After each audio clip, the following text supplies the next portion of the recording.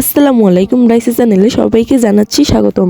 আজকে আমি আপনাদের দেখাবো পৃথিবীতে থাকা জান্নাতি দুটি পাথর।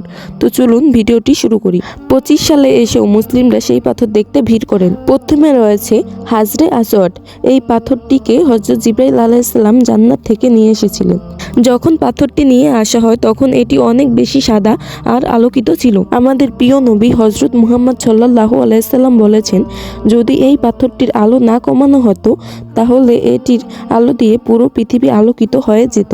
পাথরটি আগের মতো থাকলে মানুষ পৃথিবীতে আর চোখে দেখতে পেত না। 2 নম্বরে রয়েছে মাকামে ইব্রাহিম, যেটার উপরে দাঁড়িয়ে আমাদের নবী ইব্রাহিম আলাইহিস সালাম কাবা ঘর নির্মাণ করেছিলেন।